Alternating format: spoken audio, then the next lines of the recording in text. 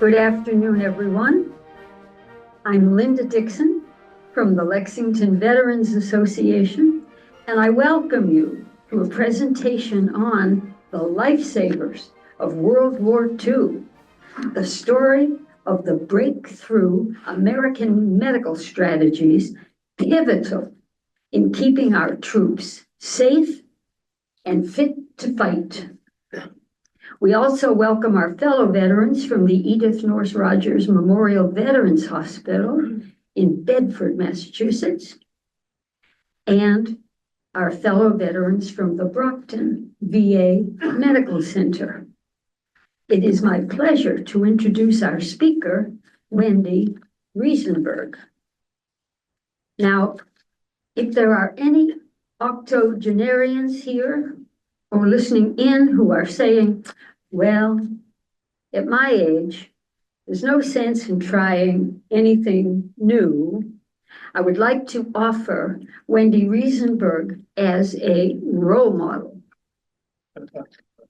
Wendy was a year old when her father, Dr. Emanuel Schoenbach, left to serve in World War II to save countless soldiers, sailors, and airmen from dying of disease.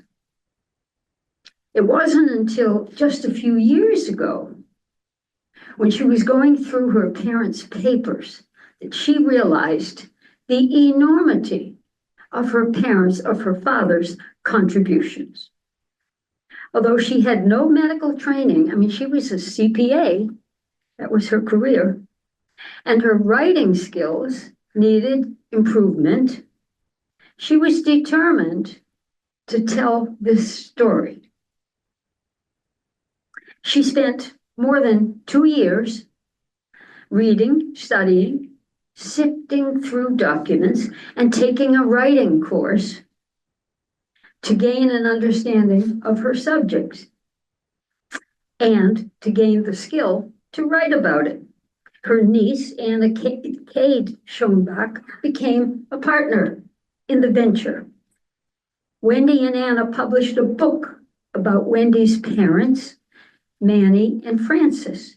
It contained a section on her father's work in World War II with the AEB, the Army Epidemiological Board. Wendy extracted this section into a paperback book, The Lifesavers of World War II, a copy of which everyone has received. I hope that's true. They're in the back of the room. They're in the back. Everyone is, oh, I see them. Everyone is going to receive a copy of her book. Now, one important piece of information, Wendy did all this after she reached the age of 80. So please welcome Wendy Reasenberg. Thank you, Linda. That was quite an introduction. I'm kind of overwhelmed. I would just make one little bitsy correction. It wasn't 2 years, it was 20. Anyway. Hello, my name is Wendy Schoenbach Reasenberg. I've lived in Lexington, Mass. since 1972, and it's a great honor to be here today, and I want to thank you all for coming. I'd like to thank Linda Dixon and Jim Ramsey and that incredible committee that listened to the speech last week and gave me some valuable feedback, the Lexington Veterans Group, Brookhaven, with special thanks to Nicole McClear for this opportunity to tell you about my father's military service in World War II. Jim has been encouraging and very helpful to me to disseminate this unusual and little-known story of World War II. I'm not a medical person. My sources are my father's published medical papers, over there in the green there, and newspaper articles about his work. My father, Dr. Emanuel B. Schoenbach, served in the United States Army Medical Corps. He began his military service in 1943 as a captain And when he left active duty in 1946, he was a lieutenant colonel.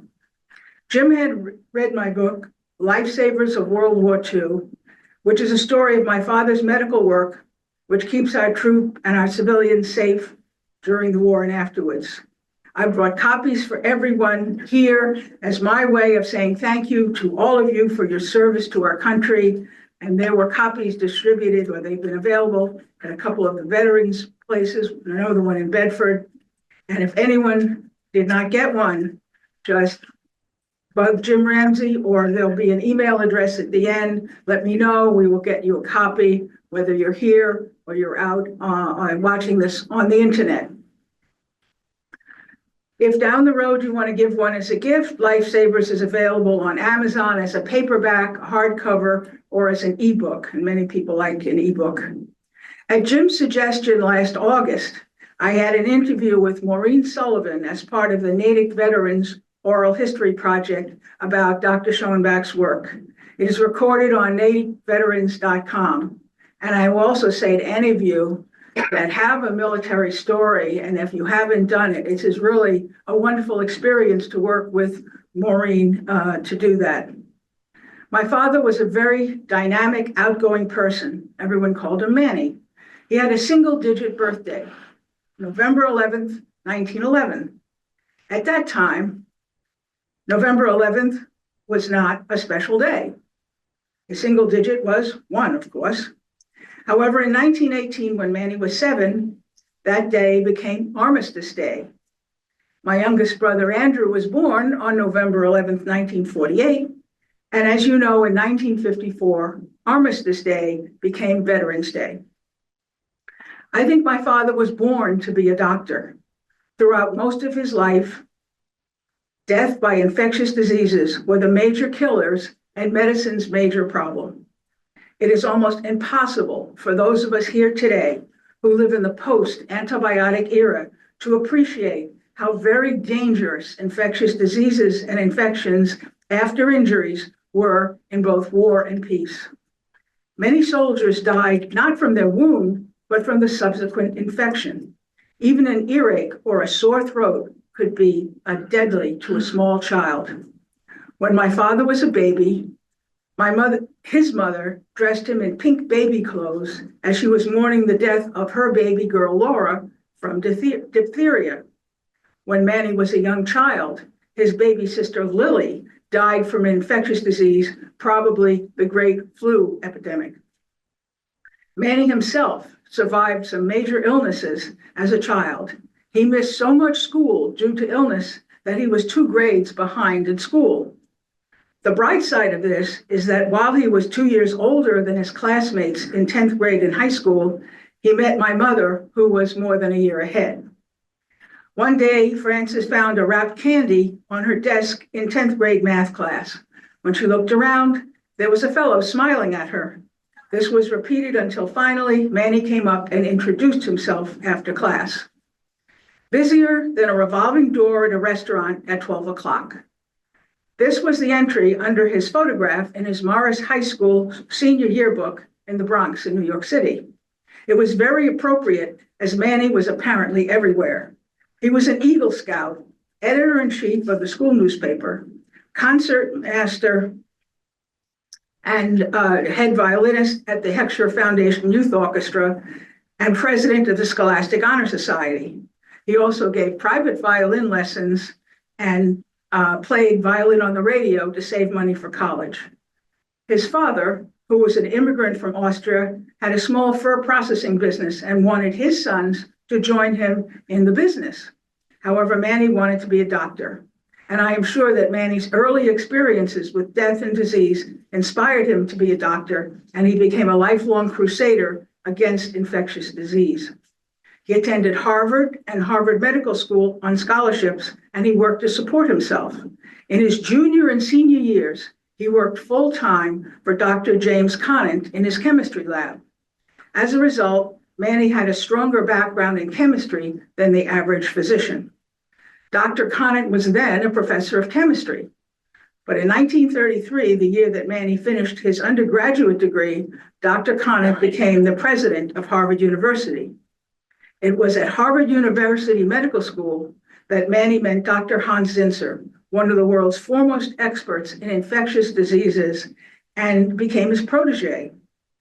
Dr. Zinser wrote a very important book, still important today, called Rats, Lice, and History, which illustrates the historic battles of the past from a medical point of view. Dr. Zinser wrote that war is lost by generals and won by epidemics. His very readable book demonstrated the point that infectious diseases have decided more military campaigns than the great generals. Manny graduated from medical school in 1937. After an internship in Mount Sinai Hospital in New York City, Manny returned to Harvard to work with Dr. Zinser. It is at this time that the trail begins that led Manny to do the work he did during the war. And it started in Halifax, Canada. Now, we think of World War II as beginning with the invasion of Pearl Harbor in December 1941. The war actually started in September 1939 when Germany invaded Poland. Through treaties, Great Britain and Canada immediately joined the war against Germany, and there were German U-boats moving in the Atlantic going after everyone who was crossing. Halifax, Canada is the easternmost seaport, and it was a relatively isolated peninsula. Suddenly, the port of Halifax became very, very busy with men and materials moving in both directions. All the mixing of new populations in crowded conditions also brought over new strains of infectious diseases. And this was the environment for an outbreak in Halifax of 3 epidemics: diphtheria, scarlet fever, and meningitis. There was no cure for any of them.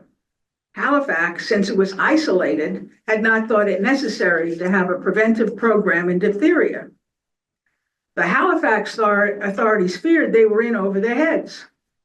In December 1940, they called Harvard University Medical School for help.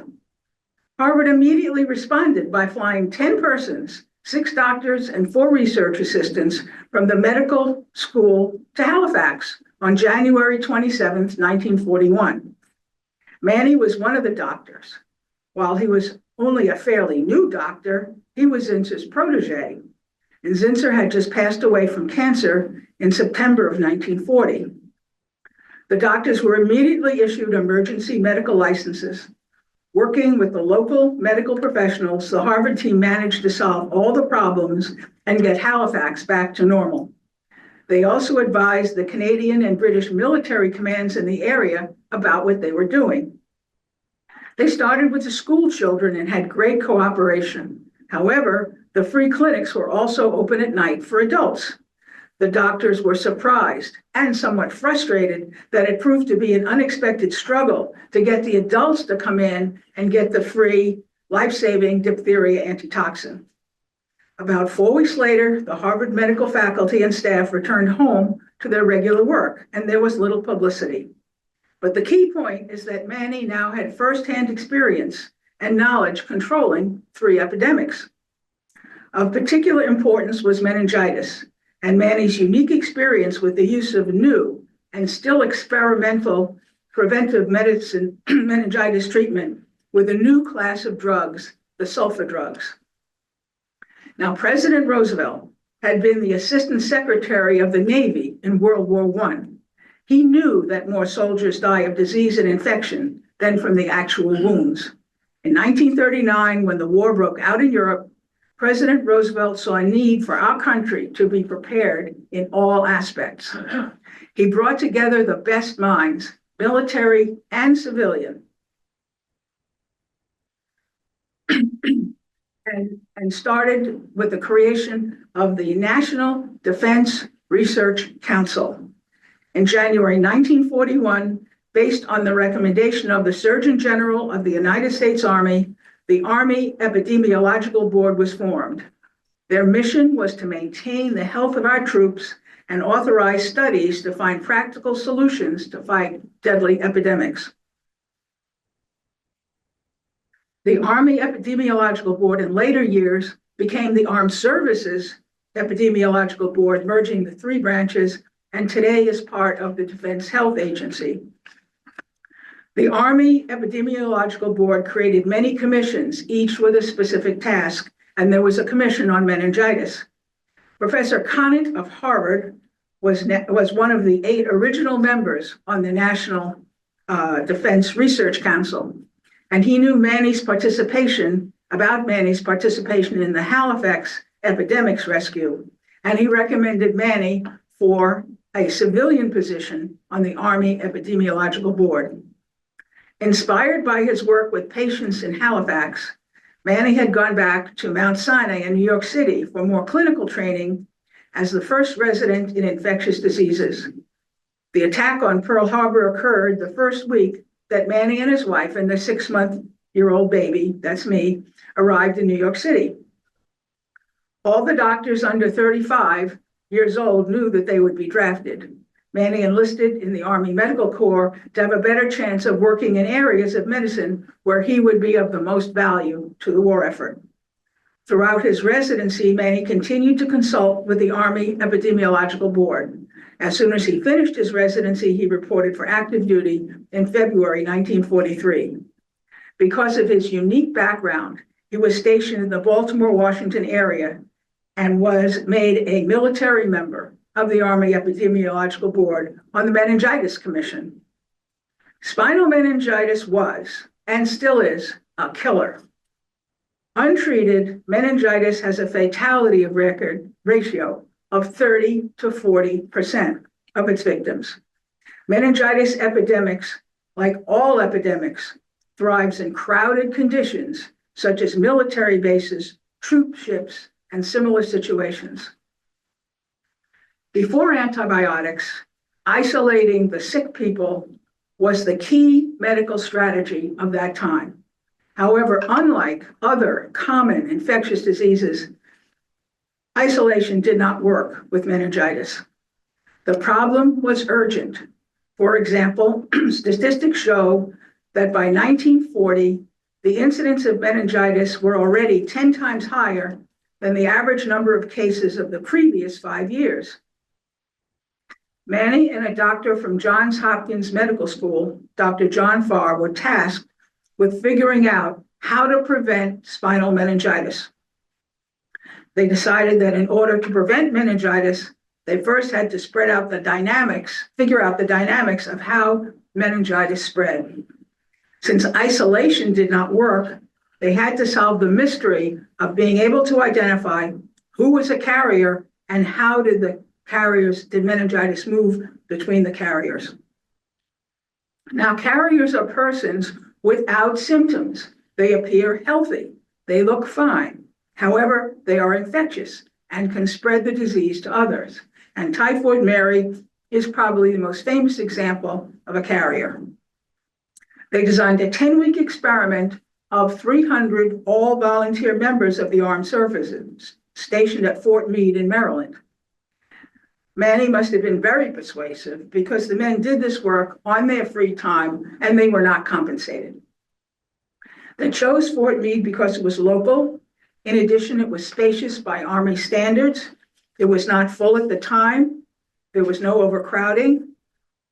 Most of the beds were beds, not cots. They were not bunk beds.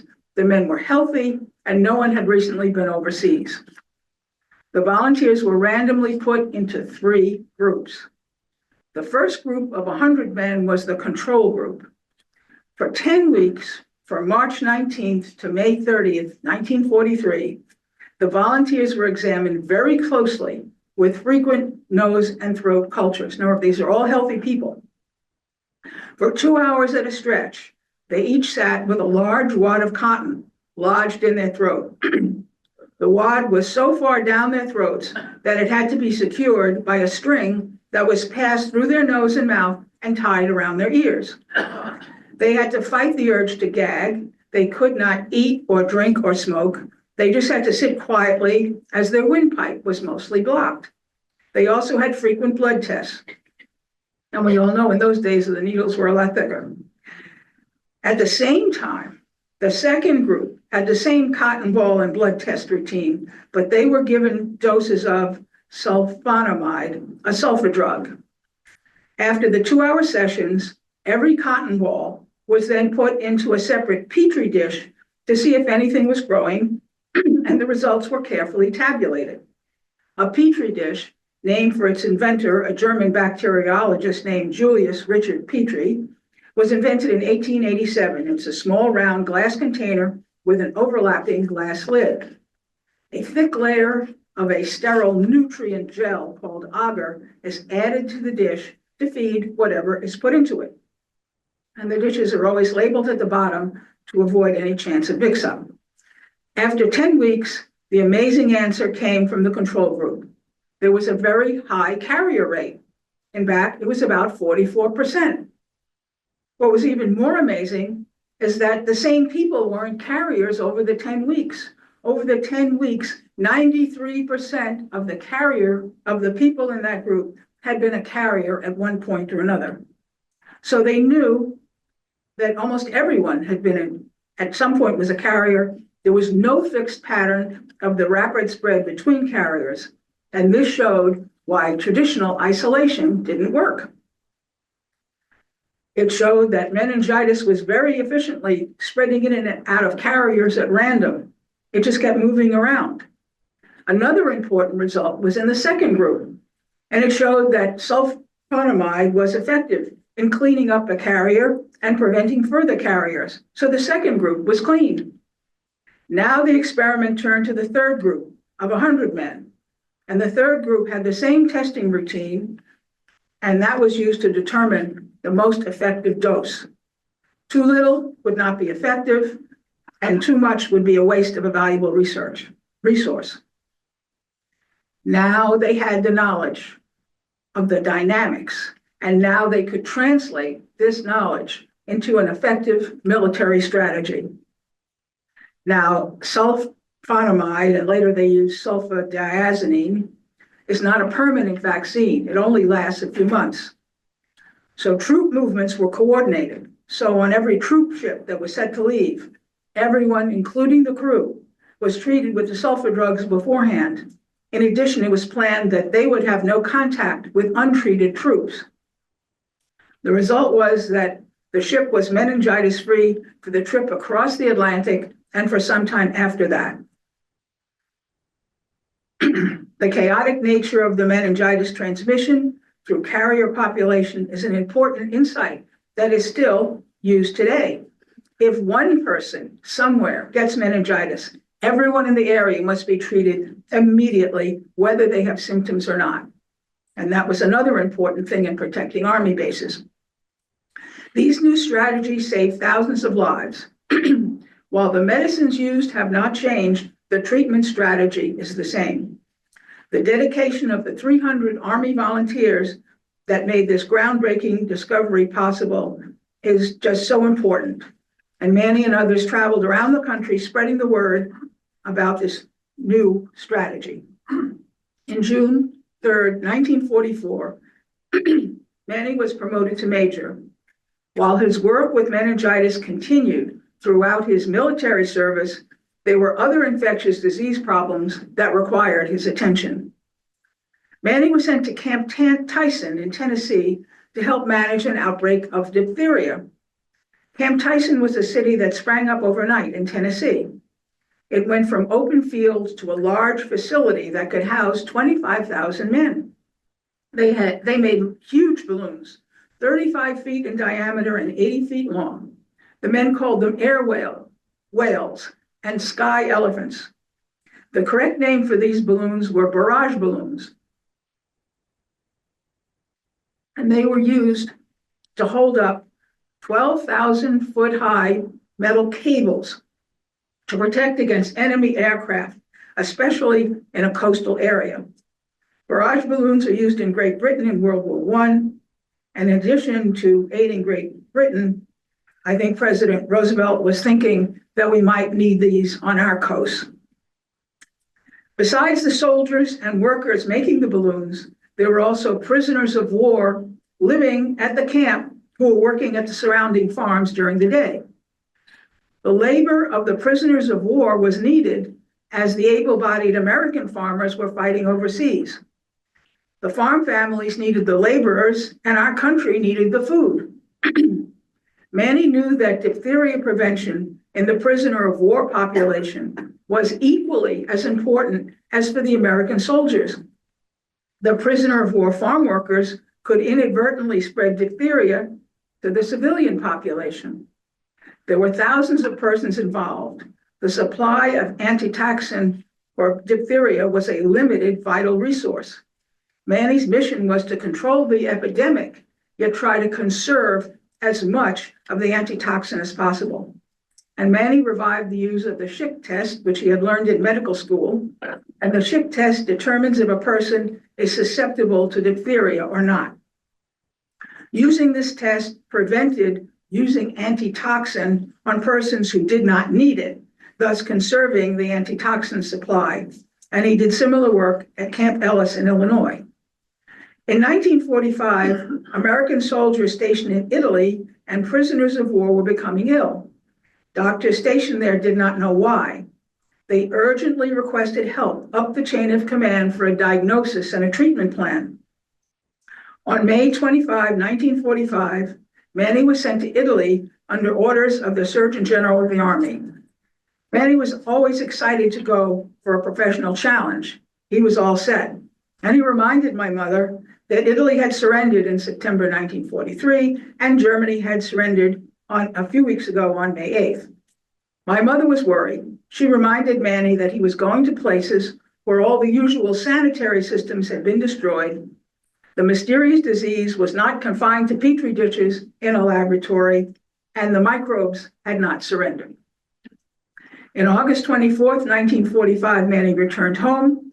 He had figured out that the mysterious disease was a form of diphtheria and helped them get an antitoxin program going. On December 10th, 1945, Major Schoenbach was appointed Assistant Administrator of the Army Epidemiological Board. Manny received a military citation for his work in March 1946 from S. Bain Jones, Brigadier General, Army Medical Corps Deputy Preventive Medicine. Manny left active duty in May 1946 as a lieutenant colonel, but continued to consult the military and the Veterans Administration in Maryland until 1951. After the war, my father joined the faculty of Johns Hopkins Medical School and focused on medical research in the new exploratory area of antibiotics. Antibiotics was a revolutionary new concept in medicine, the brainchild of Dr. René Dubose. The basic idea of an antibiotic is that you take a bacteria and use it to kill the infectious disease bacteria. Scientists were gathering up soil samples and other naturally occurring fungi, molds, and everything that they could dig up and growing them to see if they could find something useful. It was trial and error at first, a kind of mining operation. I just saw a TED talk recently which says they're still doing that. When they found a promising microorganism, they discovered it still had two major hurdles. One, there were frequently toxic side effects. And from the patient's point of view, that was not helpful. Number two, bacteria adapt and change quickly. Some adapted to the antibiotic, and that rendered that medicine ineffective. We call this being drug resistant. A lot of the development work with antibiotics was to figure out how to modify the drug to eliminate the side effects and to design dosages that would prevent developing resistance. Miracles were beginning to happen. Experiments with antibiotics were tried on desperate patients who had no other options. To everyone's surprise and delight, some were getting well and going home in a few days. Patients were being cured from deadly diseases that had previously been considered hopeless.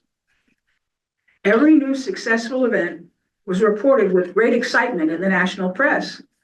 The press coined the phrase, the wonder drugs. And I think Manny's work with the antibiotic polymyxin at Johns Hopkins is a good example of the medical research adventures and struggles with developing antibiotics at that time. Polymyxin is found in sludge, sewage, muck. The initial trials on desperate humans were incredibly successful. Polymyxin cured undulant fever, a disease with high chronic fevers from drinking unpasteurized milk. It cured serious, often fatal skin infections and other infectious diseases. It prevented skin infections for fire victims with serious widespread burns. It saved a baby with whooping cough. During the course of Manny's research, polymyxin saved 22 lives from serious, fatal medical conditions. Manny and associates were very excited. They thought they had found the new superdrug. Now, to be a superdrug, it has to be available in a drugstore. You have to be able to get a prescription and go down there and pick it up. And so far, all the doses of polymyxin had been administered by injection. Manny was very disappointed when further tests showed that polymyxin was too toxic for oral use. But he hoped that they would have better success at Columbia University, where they were studying polymyxin for topical use. Topical treatments proved successful, and polymyxin is still in use today. And if you look at a tube of triple antibiotic cream, polymyxin is one of them. The success of the early antibiotics was a game changer in medicine. Antibiotics dramatically increased the chances of successful outcomes of emergency or required surgery. Antibiotics also enabled the entire field of elective surgery. Overall, the success of antibiotics provided the public with our positive expectations about positive outcomes for medical treatments. Much of the negative publicity about antibiotics today come from the rise of resistant strains of microorganisms. And this has occurred through the years of abuse, through overuse and misuse of antibiotics. For example, antibiotics were not intended for use as a vehicle for economic efficiency. When they were fed to domestic animals so they could be packed in more tightly to avoid getting sick, that overuse has led to resistant bacteria. Manny was quoted in the newspaper as saying he was confident that if they used the same approach used in developing antibiotics to develop drugs to attack cancer, they would be successful. He was experimenting with a new class of drugs for cancer treatment, the diamidines. A particular clinical trial with one of the drugs of this group was not going well, except for 2 patients, and they were doing great. This was a very strange result. Manny was very curious, and he investigated further. He discovered that these 2 patients had been misdiagnosed. They didn't have cancer. What they had was blastomycosis. And blastomycosis, which obviously is often confused with cancer, is a serious, fatal fungal infection common among farmers that kills 9 out of 10 of its victims with no known cure. Further testing showed that now he and his group had accidentally discovered a cure and for this very serious disease. And Manny was written up in Newsweek magazine in July of 1952. Except for the Newsweek magazine lying on the coffee table at home, my brothers and I were too young to know or understand the details or the importance of my father's work. In September 1952, in the middle of the night on Labor Day weekend, my father died of a heart attack at the age of 40. I was 11, and my 2 brothers were 8 and 4. Everyone said that Manny had done great things, but they did not elaborate, and we were too young to understand. Starting around 2003, I was determined to find out what Manny had done and spent years studying newspaper articles that my mother had saved but never shown to us, and his medical papers. Manny's short but intense medical career shows the dawn of modern medicine, and Lifesavers is an attempt to tell that story.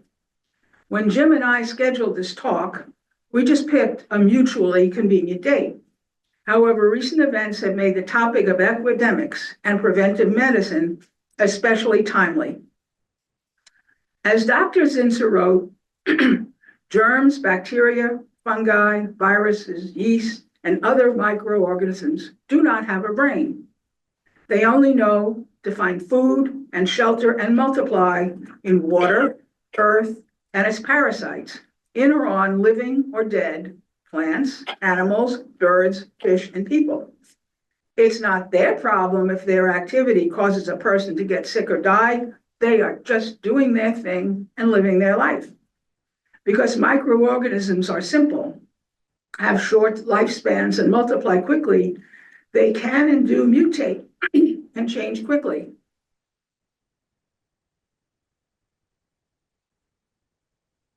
Humans evolve much, much more slowly. Microorganisms can travel far and wide on insects, fleas, lice, the wind, and unclean water. The insects, lice, and fleas can live on small and large mammals and travel the world. The problem is not the insect, but that they are the delivery system for the microorganisms. An infected louse may die in a few days. However, if during that time it bites a human or an animal, the microorganism enters the bloodstream and that person or animal becomes infected too. Now, we cannot stop all this microbiotic action. Some is very beneficial, like antibiotics or making cheese or yogurt. What we need to do is to protect ourselves from harmful microorganisms. Harmful microorganisms are the true, eternal, immoral, international global terrorists. They do not know if they are in North Dakota or North Korea, Iran or Indiana, Beijing or Boston, Rhode Island or Russia. It's all the same to you if you're a Yankee fan or a billionaire or a mouse or a man or a monkey. You're just another source of food and shelter to them. Besides personal cleanliness, to stay healthy as a group, we need to have accurate scientific information from every knowledgeable source and support proven public health measures both locally and globally.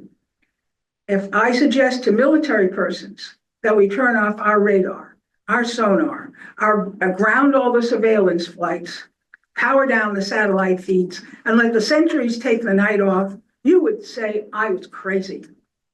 You would probably insist that we need our early warning systems to be prepared. Information is crucial, and the earlier we get it, the more valuable it is. It gives us time to decide whether to engage or evade, time to plan our strategy and tactics, what weapons we need, etc. Don't fire until you see the whites of their eyes was fine in 1775, but not now. And I hope I have demonstrated today that the strategy and tactics of combating disease and deadly epidemics are basically the same and as important as the effective defense of our nation. Sick soldiers cannot fight. Information is key, and the earlier, the better. Why withdrawing from the World Health Organization, crippling USAID, reducing healthcare to the poor in our own country and around the world, we're going dark. We are losing our early warning systems and making our nation more vulnerable to epidemics. The World Health Organization was founded in 1948 and is the United Nations agency to promote worldwide health. They focus on vulnerable countries and populations. Their programs are science-based and they work all over the world. They partner with other aid organizations and governments to combat outbreaks of epidemics, such as monkeypox, cholera, or coronavirus, respond to health emergencies such as famines from crop failures or warfare, and to promote healthier lives in the poorest of countries. Many believe that the seeds of World War II were planted in World War I.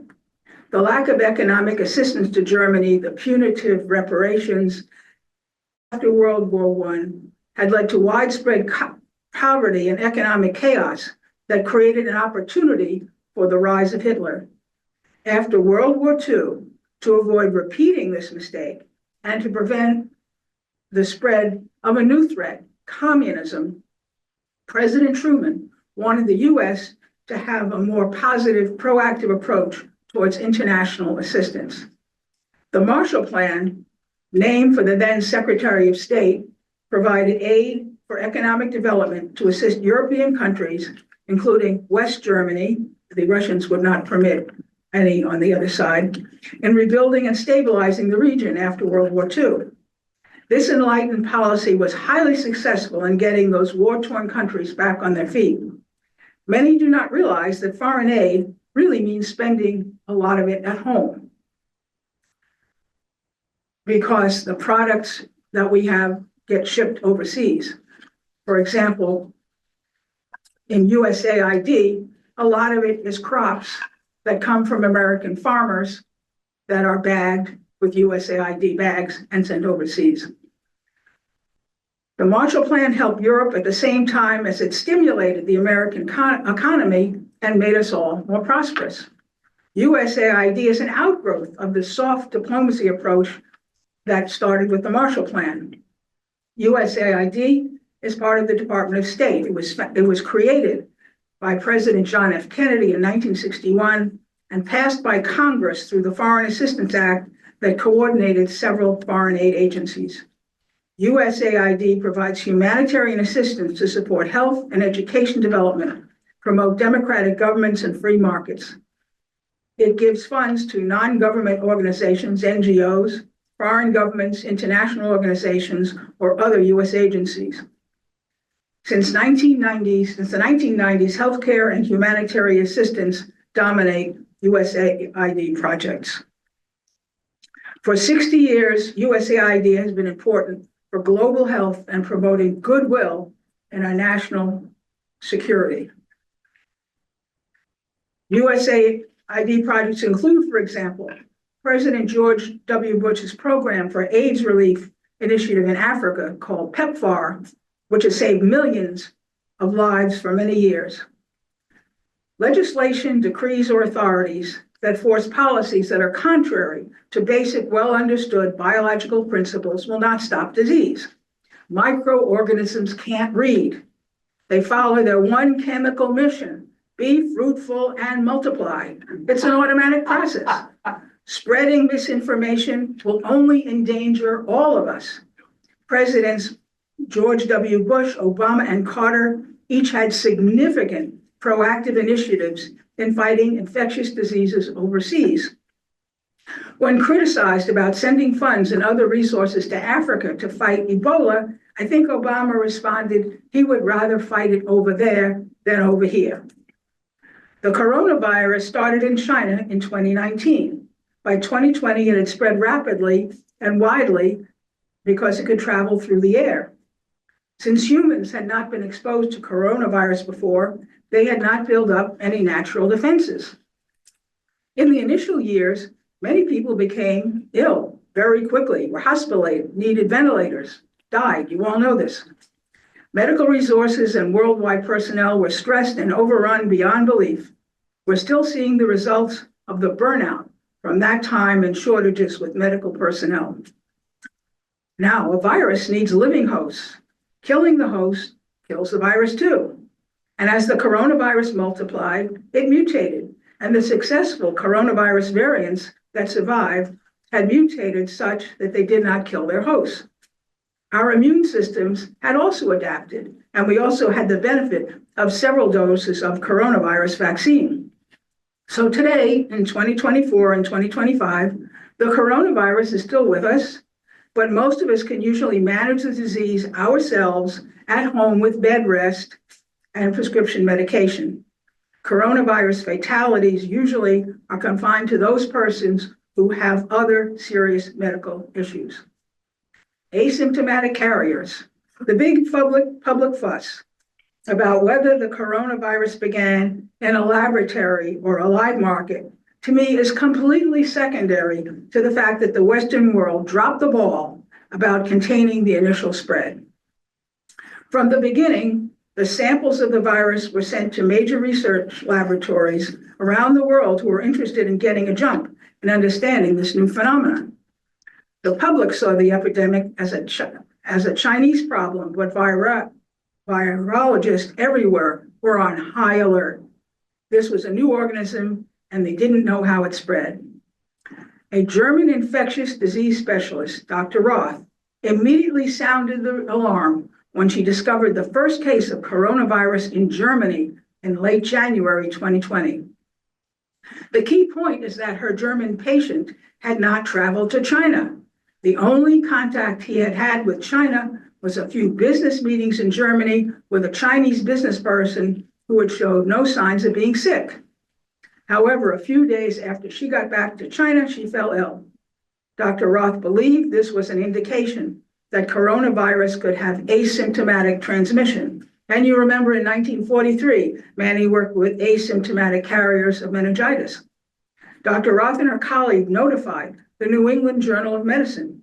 The warning that there was asymptomatic carriers of coronavirus went online on the journal's website immediately. However, the head of the official German National Health Agency, who had been scooped, disputed this finding, stating there had to be slight symptoms and demanded a retraction. The New England Journal refused, saying there was no practical difference between slight and none. The German National Health Agency then snubbed and went to Science and published an article saying there had to be symptoms.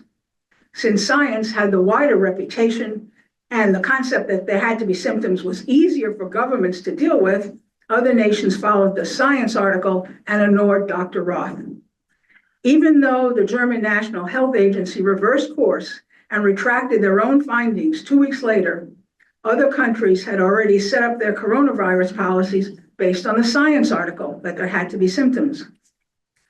The coronavirus outbreak on the Diamond Princess cruise ship proved Dr. Roth to be correct. The outbreak was traced to one passenger who had left the ship days before he had shown any symptoms and before anyone had gotten sick. The most valuable time to contain an epidemic is at the very beginning, and this early time to react was lost due to the German academic squabble. And due to widespread use of air travel, the world lost control of coronavirus and it became a pandemic. But even before the Germans, to be truthful, it was the Chinese that dropped the ball, because they had a society where everyone has to be loyal and they don't want any bad news. Some brilliant young Chinese doctors saw the first cases of coronavirus in humans, and they tried to sound the alarm, and they were told, no bad news, you say any more and you'll be arrested. So they had to be quiet, and that's how it got started as an epidemic in China, which of course then went to Germany, and the rest is history. When you say, like a thing we all learned in Sunday school, when you help others, you're also helping yourself, is absolutely true for global health initiatives. Epidemics thrive when a group is weakened by famine. Besides the humanitarian issue, allowing any group of people to starve or nearly starve causes an environment for new strains of dangerously infectious diseases to develop and new microorganisms to evolve.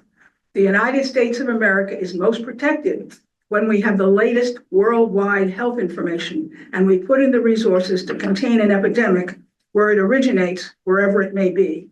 Being a good neighbor is also in our own best interest for our own health and safety. Winters in New England are definitely milder than when I moved up here over 50 years ago. Many ponds no longer have ice thick enough to skate safely when they did years ago. Ticks are now a major problem in New England because the winters are not cold enough to reduce their numbers. And so Lyme disease is a major concern for all of us, whether in military training or recreating in the White Mountains. Even an animal as big as a moose can become sick and die from being attacked by thousands of ticks sucking on its blood. And I understand now that if a moose is hit by a truck and dies on the road, that the workers have to wear hazmat suits to help take care of it. Medical personnel at military bases and public health officials in the South now have to be vigilant about diseases such as malaria and dengue fever. These tropical diseases used to be the medical concerns of military campaigns in Africa and hotter climates. When my daughter served in the United States Peace Corps in Niger and Africa, she had to take preventive medication for malaria. This project started as a biography of my parents. My niece Anna, who was a science writer, helped me write and edit the book, Manny and Francis, An Extraordinary Couple. I wanted to be in a style that was easy for everyone to read so we could appreciate it for the adventure story that it was. My brothers wanted a book that focused on the medical work as their colleagues were probably too busy for the family stories. The Lifesavers of World War II extracts the medical chapters of the larger book and adds more about the Army Epidemiological Board. Manny and Francis, An Extraordinary Couple, is now available on Amazon as an ebook, and in a few weeks, the paperback should finally make it to Amazon. In addition to editing, my multi-talented niece Anna created both book covers designed the books, and did the technical editing for footnotes, table of contents, photographs, etc. I could not have done either of these projects without her. And if you're thinking about a book or a story, she's available to consult via Zoom with regard to designing, editing, or putting your book or story on Amazon. And by the way, Amazon is a great resource for authors who have trouble finding a traditional publisher because there are no upfront costs. Thank you for listening.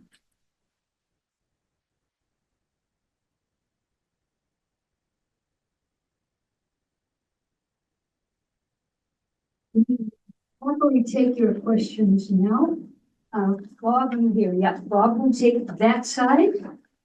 I will take this side. If you have a question, please wait until we bring you the microphone so that your remarks will be recorded. Jim, you're going to be the first one. A great talk. Yep. Is that on? It is. Just put it right here. Lyme disease, are you aware of either the state of Massachusetts or the federal government pursuing a vaccine for that? No, I'm not. I'm not a medical person, but I think there is one for animals. That there is a something. But anyway, I'm not a medical person, unfortunately. I'm wondering if you will comment on penicillin. Penicillin. Yes, penicillin is an early antibiotic. It was found in a mold. It took them more than 10 years to get it to be less toxic, to deal with the side effects. They worked on that for 10 years. During World War II, penicillin was available, but it was rationed. It was a very, very limited resource. And so I'm not familiar with how it was rationed, but that's, in a sense, penicillin is one of the early antibiotics. Hello. Yeah. Outstanding presentation. Thank you so much. Thank you. Lyme disease. My son's wife grew up with horses and she had it very bad. She was just totally debilitated and spent the day curled up in a ball about the pain. Her $400 an hour doctor found that she qualified for an experiment in Germany where they immerse you and get your body temperature up to 104, I think it is. And they took the trip and she's been cured. So that's the basis of my antenna being up. During the first Trump administration, I heard him say that he was going to put it on the national list of illnesses to address and try to cure. So that's my comment about the Lyme disease. Bob, you're next. Hi, I know you're not a medical person with medical training, but could you comment about the health situation in Gaza and how it seems to me there should have been multiple outbreaks of all sorts of horrible diseases, given all the bombing and the loss of hospitalization, clean water and so forth. So would you just comment? I totally agree with that. Number one, I strongly suspect that we were not getting reporting on it because of the way it was. We didn't have a lot of journalists on the ground there, so I don't think it was reported. Diseases usually don't make big headlines. Somehow they don't bleed, they lead. And I did read they were worried about outbreaks. In fact, at one point, they had a truce and they came in and vaccinated a whole bunch of people against polio or something. There was a whole thing coming in. I think it's a great danger. Again, you have a population that has been challenged in terms of nutrition. Population, I think they're all in great danger. And I will just make my own personal statement is I think there is no justification for any government anywhere to bomb a hospital. I don't care why. You have highly trained people in there that have studied for years. They think in terms of saving people, just not their people, all people. You have innocent people in the hospital that are sick, that haven't done anything to anybody. And I just do not feel there's a justification for that as a military strategy. They could have figured out another way, if there were people hiding in the basement, they should have gone after the basement and not after a hospital. And the Russians bombing Ukrainian medical facilities. I just think it's the most outrageous thing I can imagine. Anyway, I don't know if that answers your question, but I think that Gaza is still very much in danger. I look at the TV, I cannot imagine how they're going to rebuild, or any of these places, Syria. Frankly, at this point now, I'm worried about some areas of LA. I mean, we have a situation, a public health situation. It's not necessarily infectious diseases, but you see acres and acres of stuff that's been completely wiped out. And it's got toxic chemicals all over it because they burned all these stuff. I don't know how these areas are going to recover.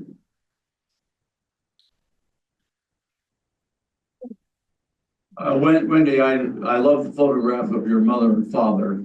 You told us separately a little bit about your mom's contribution to your father's work. Could you share a little of that with the group, please? Sure, because in a way it also shows the military families and, well, you know, and the wives of doctors and so on. My mother was trained as an attorney. And she was one of the first attorneys to attend, women to attend a law school in Boston. Like many women of that era, her career was eclipsed by my father's.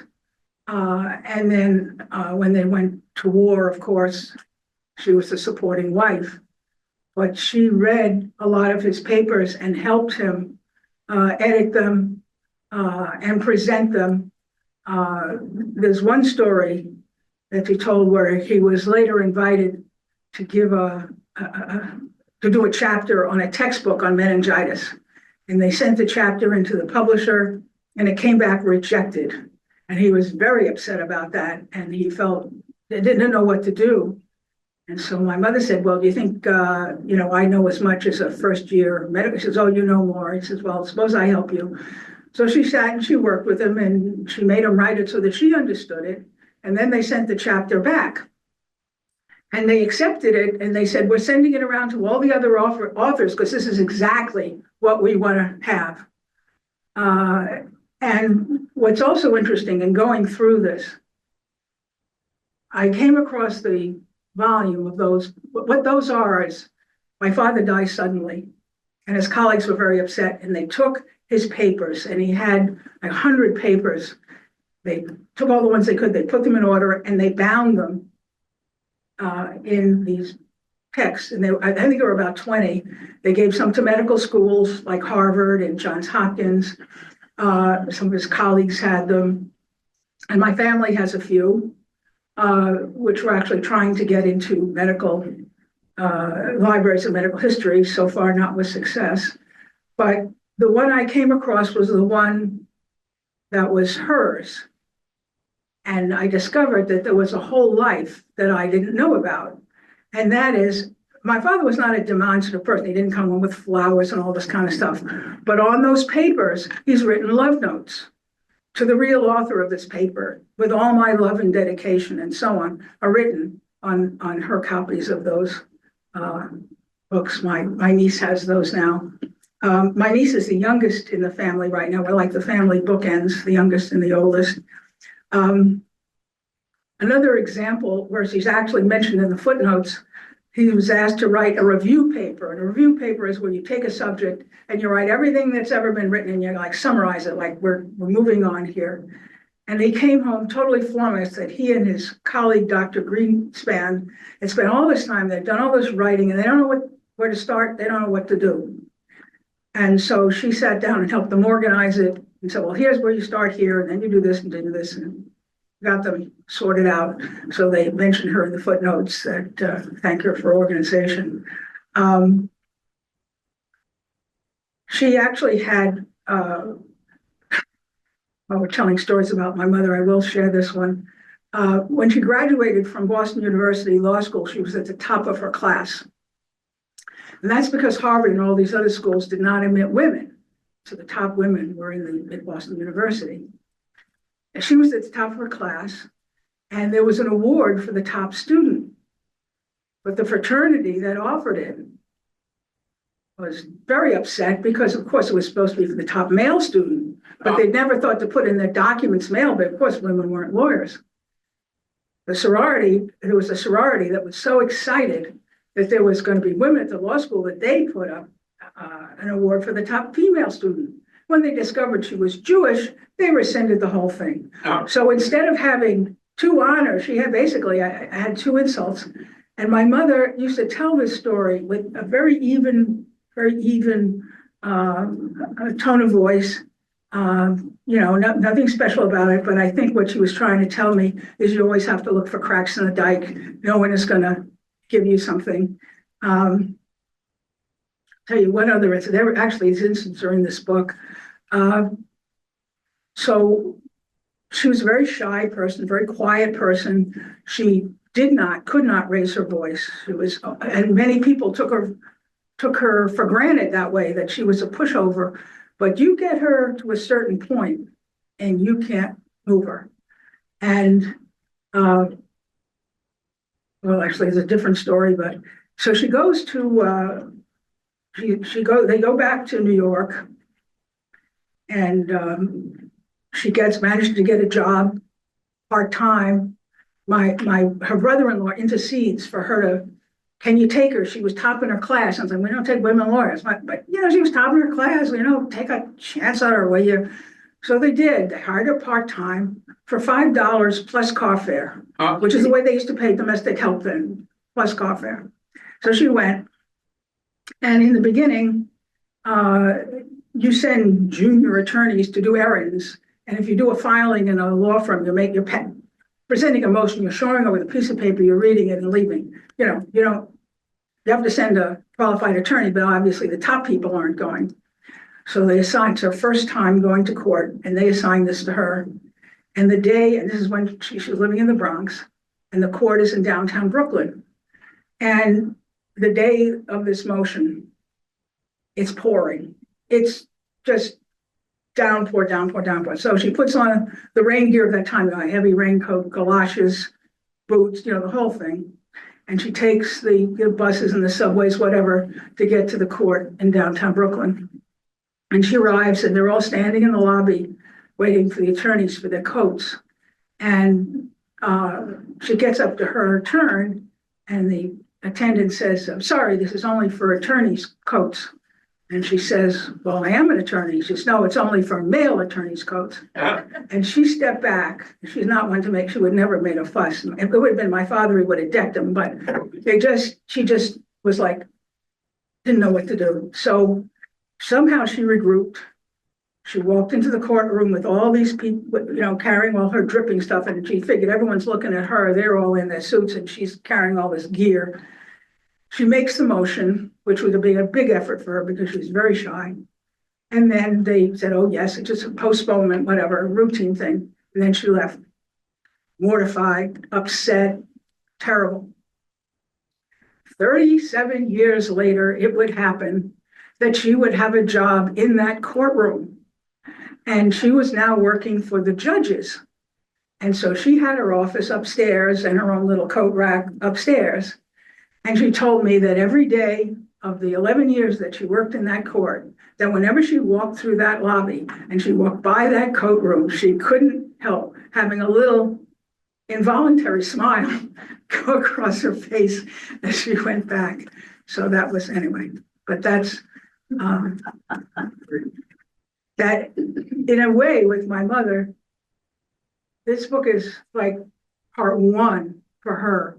Part two really began after we grew up and she went back into law and had a career with the appellate division of New York State, which is a book I'm trying to get time to write because not necessarily for the whole world, but just again for the family.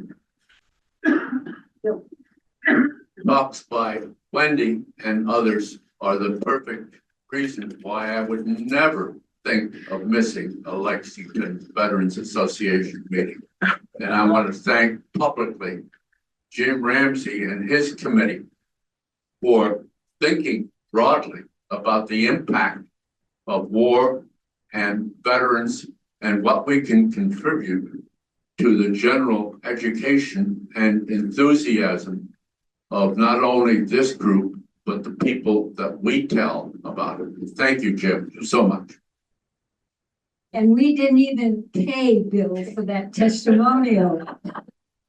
But I would just, I always like to say that, you know, it looks like the news has made this lecture so relevant as we're shuttering USAID, as we're closing down all this stuff. It's going to take us to somehow speak up and get it back, because I feel we're going dark on disease in a sense, in a very real sense. And actually this morning I thought of something that's not related, but maybe it is, that the old Tom Lehrer lyric about "we'll all go together when we go" from the 60s, I think he was talking about nuclear armament and nuclear disasters. But now I'm thinking, as we go dark and we have these microorganisms out there, are we all going together when we go with a pandemic? Because the fact is that bird flu is out there. No, it's not making the headlines. Oh, well, there's a strain here and a strain there. Virologists are already going crazy. But the things that are happening overseas, our experiments with the vaccines a lot of experiments in vaccines are happening overseas. A lot of the clinical trials are happening overseas. It was true for the coronavirus everywhere. It's easier for them to get subjects because you could pay a little money and someone will do something, which here they might not. And so all of these things have been stopped. Apparently there are people with experimental medical devices in them and no one monitoring them. There are people that are having clinical trials right now where we've invested in it. And so we're just closing our eyes. And I'd like to say one other thing, which is not related, but I feel, since I'm wearing my mother's scarf today, that I wouldn't be honoring her if I didn't mention this. I think that everyone who has served in the military or in public service deserves respect for that service and for what they did and they tried to do. Absolutely respect, whether it was the Peace Corps or the military or in civil service. And I can understand when command changes and they want to change commands and so on, that's fine and normal. But it's the way you do something. And the way they treated Admiral Linda Fagan, to me, is one of the most disgraceful things I've ever seen. She had 40 years in the Coast Guard. She started in 1985. She's clearly devoted her life to it. And if you look at her Wikipedia page, there are so many awards, they fill up the screen. Now, she was made the first head of one of our armed services. And you know she had to be top-notch to get there and to be there. And if he wanted to have her let go, there are ways to do it. Have a retirement party, do this, do that, or just do it quietly. But to put something out that is slanderous, say untruths about her, when they were asking about her in the Homeland Security, saying, well, she did this and that, but that she didn't do, giving her no chance to defend herself, giving her no hearing. Not only I am very upset on behalf of what they did to Admiral Fagan, but I'm very upset about what they're saying to us about the armed services. That's just no way to treat people, but it's no way to treat people. 40 years, her whole life is spent defending our coastlines. It's just, I find that just very, very upset. She had at least three medals, and I think it's just a tremendous disgrace, and I'm ashamed that this has happened. Anyway. Are there any more questions for Wendy? I want to remind everybody, this is the book, and right in the back of the room on that countertop are piles of her book, and everybody is welcome to take a copy. Compliments of our speaker. We really appreciate your generosity. Please, when you leave, don't forget to take your copy of the book. Thank you. Would you join me, please, in a warm round of applause for Wendy?